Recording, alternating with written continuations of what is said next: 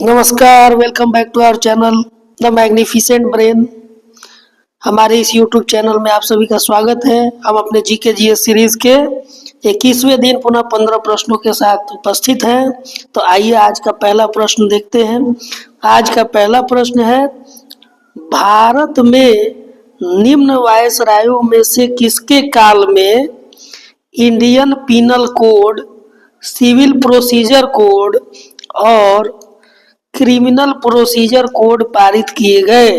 Option A Lord Mayo, option B Lord Dalhousie, option C Lord Canning, option D Lord Dufferin. Indian penal code, civil procedure code और criminal procedure code लागू किया गया था viceroy Lord Canning के शासनकाल में। Option C is the right answer.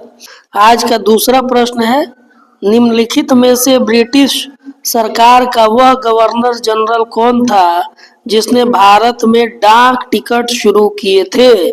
Option A lord Dalhousie, option B lord William Bentinck, option C Lord Canning, option D lord Auckland. डाक ticket लागू करने वाला गवर्नर जनरल जो था वो लॉर्ड डलहौजी था। Option A is the right answer.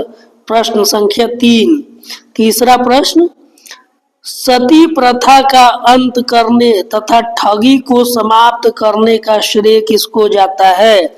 सती प्रथा का अंत करने तथा ठगी को समाप्त करने का श्रेय किसे जाता है? Option A lord Dalhousie, option B lord William Bentinck, option C lord Auckland, option D lord Canning. सती प्रथा का अंत और ठगी प्रथा को समाप्त करने का श्रेय लॉर्ड विलियम बेंटिक को जाता है। Option B is the right answer. प्रश्न संख्या 4, ईस्ट इंडिया कंपनी के नेतृत्व में रॉबर्ट क्लाइव का उत्तराधिकारी निम्नलिखित में से कौन था? ध्यान दीजिएगा, निम्नलिखित में से पूछ रहा है।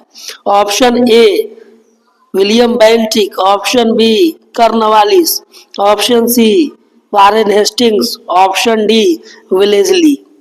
तो इन चारों में से जो उत्तराधिकारी होगा वो option C Warren Hastings is the right answer.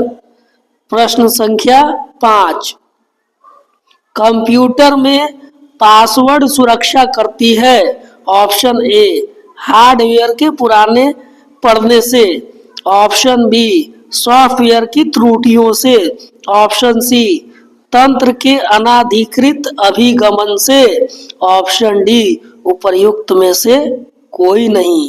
Computer में पासवर्ड सुरक्षा करती है तंत्र के अनाधिकृत अभिगमन से। Option C is the right answer. छठा प्रश्न, निम्नलिखित में से वह क्षेत्र कौन सा है जिसकी सीमा अरुणाचल प्रदेश से नहीं लगती है? निम्नलिखित में से वह क्षेत्र कौन सा है जिसकी सीमा अरुणाचल प्रदेश से नहीं लगती है? Option A Assam, option B Nagaland, option C Bhutan, option D Manipur. इसका सही जवाब है option D Manipur is the right answer. Manipur is the right answer. प्रश्न संख्या 7, निम्नलिखित में से वह कौन सा राज्य पहले नेफा के नाम से जाना जाता था?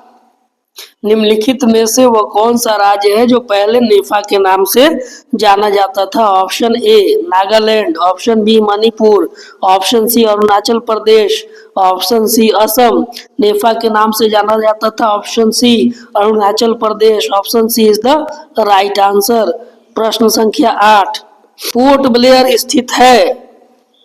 पोर्ट ब्लेयर स्थित है ऑप्शन ए उत्तरी अंडमान में, ऑप्शन बी दक्षिणी अंडमान में, ऑप्शन सी मध्य अंडमान में, ऑप्शन डी छोटा अंडमान में। पोर्ट ब्लेयर स्थित है दक्षिणी अंडमान में। Option B is the right answer. प्रश्न संख्या 9, इंदिरा पॉइंट किसकी दक्षिणी नोक है? इंदिरा पॉइंट किसकी दक्षिणी नोक है? ऑप्शन ए अंडमान और निकोबार द्वीप समूह, option B Dhanushkodi, option C Maldives, option D Lakshadweep. Indira point दक्षिणी नोक है अंडमान और निकोबार द्वीप समूह का। Option A is the right answer. प्रश्न संख्या 10, ह्यूमरस अस्थि कहाँ पाई जाती है? ह्यूमरस अस्थि कहाँ पाई जाती है? ऑप्शन ए जांघ में, ऑप्शन बी पिंडली में, ऑप्शन सी ऊपरी भुजा में, ऑप्शन डी अग्र भुजा में। ह्यूमरस जो अस्थि पाई जाती है ऊपरी भुजा में पाई जाती है। Option C is the right answer. प्रश्न संख्या 11, दांतों तथा हड्डियों में पाए जाने वाला तत्व। दांतों तथा हड्डियों में पाए जाने वाला तत्व है। ऑप्शन ए पोटेशियम व कैल्शियम, ऑप्शन बी कैल्शियम व मैग्नीशियम, ऑप्शन सी कैल्शियम व फास्फोरस, ऑप्शन डी फास्फोरस व सल्फर। दांतों और हड्डियों में पाया जाने वाला तत्व है कैल्शियम व phosphorus. Option C is the right answer. प्रश्न संख्या 12, संविधान सभा में किस देशी रियासत के प्रतिनिधि ने भाग नहीं लिया था? संविधान सभा के किस देशी रियासत के प्रतिनिधि ने भाग नहीं लिया था?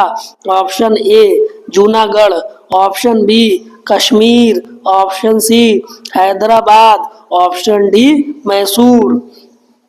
तो इसका सही जवाब है ऑप्शन सी हैदराबाद के देशी रियासत ने संविधान सभा में भाग नहीं लिया था। आज का 13वां प्रश्न, संविधान सभा का चुनाव निम्न में से किस आधार पर हुआ? ऑप्शन ए समान अधिकार, ऑप्शन बी सर्वमताधिकार, ऑप्शन सी सीमित मताधिकार, ऑप्शन डी वर्गीय मताधिकार। तो संविधान सभा का चुनाव हुआ था वर्गीय मताधिकार के आधार पर। Option D is the right answer. प्रश्न संख्या 14वां प्रश्न, संविधान सभा में किस देशी रियासत के प्रतिनिधि ने भाग नहीं लिया था? प्रश्न डबल हो गया है, 2 बार रिपीट हो गया है। चलिए इसको देख लेते हैं। ऑप्शन ए है जूनागढ़, ऑप्शन बी है कश्मीर, ऑप्शन सी है हैदराबाद, ऑप्शन डी है मैसूर। तो इसका सही जवाब है option C Hyderabad is the right answer. आज का 15वां और अंतिम प्रश्न, बांध के नीचे की दीवार मोटी बनाई जाती है क्योंकि? बांध के नीचे की दीवार मोटी बनाई जाती है क्योंकि? ऑप्शन ए गहराई बढ़ने के साथ द्रव का दाब बढ़ता है, ऑप्शन बी गहराई बढ़ने के साथ द्रव का दाब घटता है, ऑप्शन सी गहराई बढ़ने के साथ द्रव का घनत्व बढ़ता है, ऑप्शन डी गहराई बढ़ने के साथ द्रव का घनत्व घटता है। तो बांध के नीचे की दीवार मोटी इसलिए बनाई जाती है क्योंकि गहराई बढ़ने के साथ द्रव का दाब बढ़ता है। Option A is the right answer. इस तरह से आज हमने 15 प्रश्नों को देख लिया है। चलिए एक क्वेश्चन रिपीट हो गया है तो एक और क्वेश्चन देख लेते हैं ताकि 15 प्रश्न पूरा हो जाए। तो आज का 15वां प्रश्न यानी 16वां प्रश्न जो कि रिपीट हो जाने की वजह से 15वां है, बी.आर. अम्बेडकर का संविधान सभा में निर्वाचन हुआ था। बी.आर. अम्बेडकर, भीमराव अंबेडकर का संविधान सभा में निर्वाचन हुआ था। ऑप्शन ए पश्चिम बंगाल से, ऑप्शन बी मुंबई प्रेसिडेंसी से, ऑप्शन सी तत्कालीन मध्य भारत से, ऑप्शन डी पंजाब से। तो बी.आर. अम्बेडकर का संविधान सभा में निर्वाचन हुआ था पश्चिम बंगाल से। Option A is the right answer. इस प्रकार आज हमने 15 प्रश्नों को देख लिया है। उम्मीद है कि प्रश्नों का चयन आपको अच्छा लगा होगा। विभिन्न परीक्षाओं में पूछे गए प्रश्नों के आधार पर ही प्रश्नों का चयन किया जाता है। अगर प्रश्नों का चयन अच्छा लगा है तो हमारे इस वीडियो को लाइक कीजिए, शेयर कीजिए और हमारे चैनल को सब्सक्राइब कीजिए। मिलते हैं जीके जीएस सीरीज के 22वें भाग में। तब तक के लिए हमें दीजिए अनुमति। धन्यवाद।